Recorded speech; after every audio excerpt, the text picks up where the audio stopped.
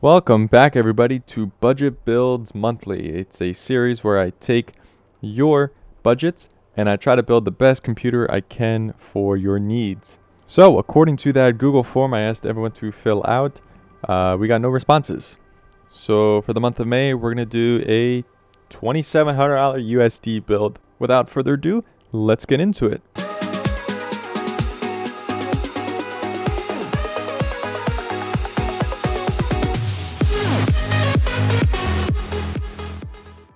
If you're new to my channel, thank you so much for watching.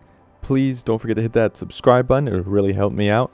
Just in case everyone forgot, here's a quick rundown of how you're going to fill out that Google form that I have linked in the description below.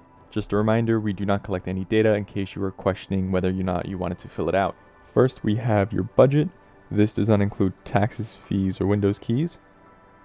Then we have our type of system, if you want it to be gaming, a workstation, combined, or anything else you want to say.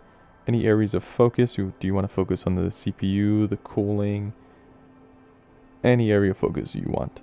And then we have requests at the end, which include anything you either want to see on this form, as well as any peripherals or anything you want included in this entire budget to be built. At the end of each month, I will take all the data and average it out for the following month's build.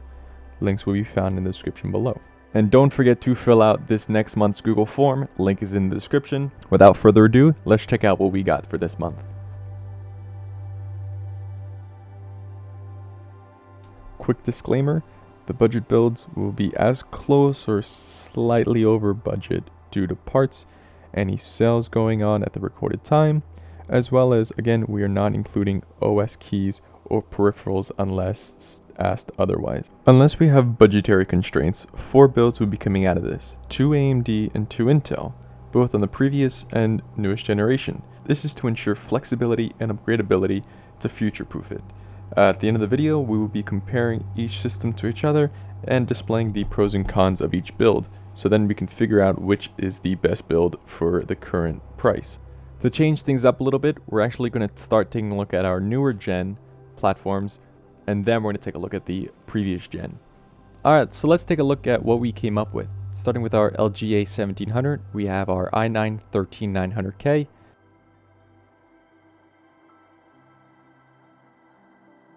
An NZXT Kraken X73, it's a 360mm rad AIO.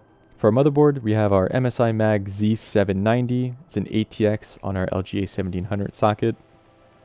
For our RAM, we went with the G-Skill Flare X5. It's a 32 gig kit, DDR5 at 6000 mega transfers, CL36. We went with a 1TB 980 Pro.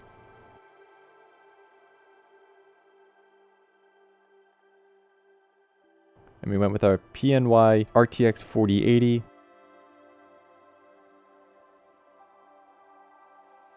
For our case, we went with the Lian Li LanCool 3. It's a mid-tower case.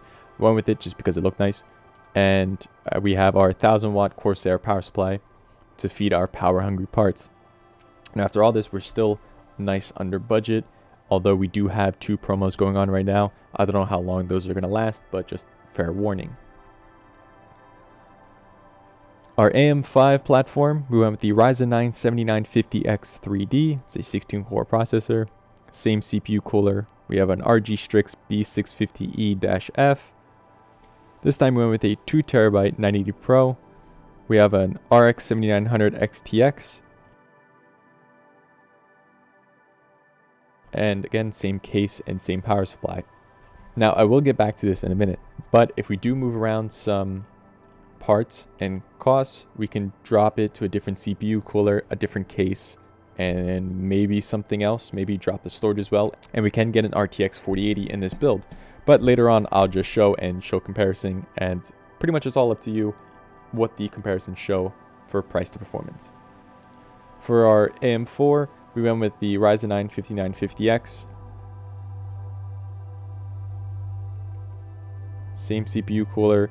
We went with the Crosshair 8 Hero. Our G-Skill Trident Z RGB. It's a 64 gig kit for 3600 CL18. We have 4 terabytes worth of total storage. Again, same RX 7900 XTX, our same case and same power supply. And then for our LGA 1200, we have an i9-10900K, same CPU, cooler. We have our Maximus 13. We have the same RAM, another 4 terabytes worth of SSD storage, which looking at it now, you could probably get more NVMe SSD drives just by not going with the 980 Pros. The same RX 7900 XTX and the same case and power supply. Now the i9-10900K can actually work on our DDR4 and DDR5 variants of the LGA 1200 motherboard. This alone kind of shows that for the $2,700, you are 100% probably better off going with the newer gens. I'm going to be comparing our GPUs, our motherboards, and our CPUs. At that price range, we're pretty much avoiding the AM4 and the LGA 1200. Let's move some stuff around, see if we can get our AM5 build to have an RTX 4080. So we had to move some stuff around. I got a different CPU cooler. I dropped the 2 terabytes down to a 1 terabyte drive.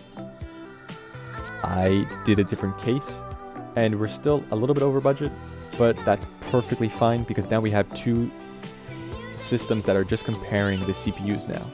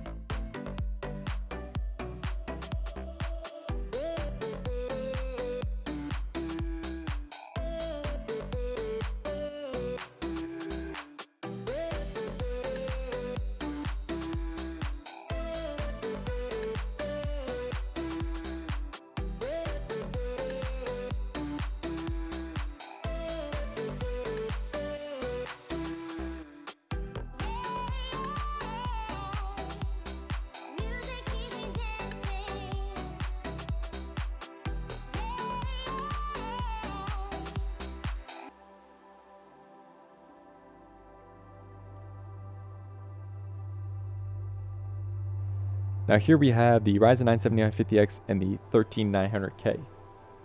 Now the 13900K, believe it or not, is actually losing in a sense. I thought it was actually better. But the 16-core Ryzen chip has a 5 to 10% increase in performance versus the 13900K.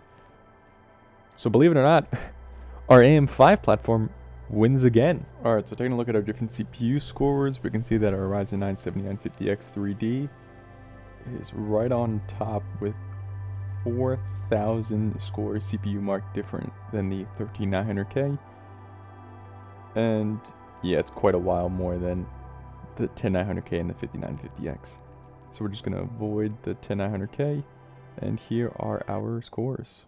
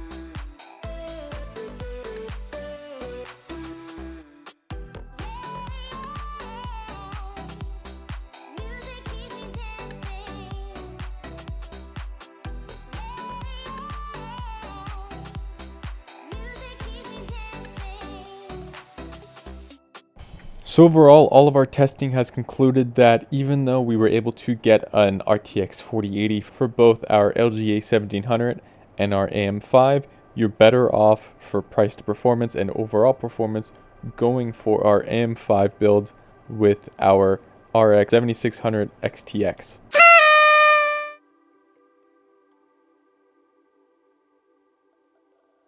Thank you so much for watching. Don't forget to hit that subscribe button, fill out that Google form, and I hope to see you all in the next one.